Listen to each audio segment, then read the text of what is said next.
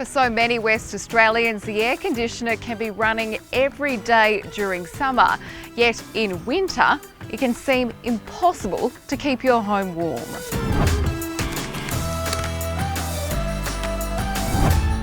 An invisible culprit could be to blame. This small but mighty device is called a thermal camera, a high-tech tool that could help save energy and money while keeping you comfortable all year round. Thermal cameras like this are usually expensive to buy or hire, but through Switch Your Thinking, you can borrow one for free as part of energy audit kits available from more than 100 libraries and community resource centres across Western Australia. Heating and cooling are the main drivers of energy use in Australian homes. The device works by detecting temperature differences. Warmer areas appear in yellow and orange, while cooler spots show up in blue and purple. I'm here with Sustainability Advisor Sarah McCabe. Sarah, tell us why this tool is so useful. Yeah, the thermal camera is a really useful tool. It's a way that you can easily and safely from the ground have a look around at your house and see where heat is moving in and out of your home. And if you can reduce that, it means you can reduce the amount of work that your air conditioner and heater is doing and even make your house more comfortable. To get the most out of your thermal camera, there are a few simple things you can do to help. Here are 7 useful tips to find hidden energy leaks in your home. When using the camera, slow down and let the image on the screen settle. The colour scale adjusts as you move around the room, so if you sweep the camera too quickly, the picture can be misleading. Pausing for a moment helps you get a clearer reading. For an accurate temperature reading, use the laser pointer, making sure the object you are measuring fills the red laser circle. If it doesn't, the camera will average the surrounding temperatures instead. Start with the ceiling.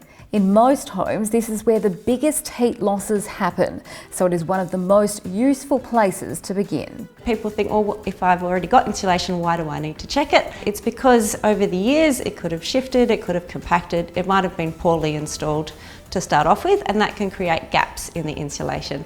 And even small gaps in your insulation can reduce the effectiveness of your ceiling insulation. When you are scanning the ceiling, don't just look for bright colours. Look for patchy areas. If one section looks noticeably warmer or cooler than the rest, it could mean insulation is missing, compressed or poorly installed. Even small gaps can make a surprising difference to how well insulation works. Another place to check is around doors, windows and vents. These areas often show up as cold streaks or hot spots where air is leaking in or out of a room. Sometimes the fixes can be as simple as sealing gaps or improving window coverings, and occasionally the camera can reveal something completely unexpected. When I used the thermal camera at a friend's house, and we found a warm strip along some of the walls, and we weren't quite sure what that was, and so I showed the pictures to some energy efficiency experts, and they said that's because there's a box eave on the other side of the wall and it hasn't been insulated in the way that it should. So that's something we never would have found if hadn't used the thermal camera. It is also worth knowing that shiny surfaces can sometimes trick the camera. Metal appliances, glass and tiles can reflect heat from other sources and sometimes show what's known as a ghost heat image. If something looks unusual, try stepping slightly to the side and scanning again.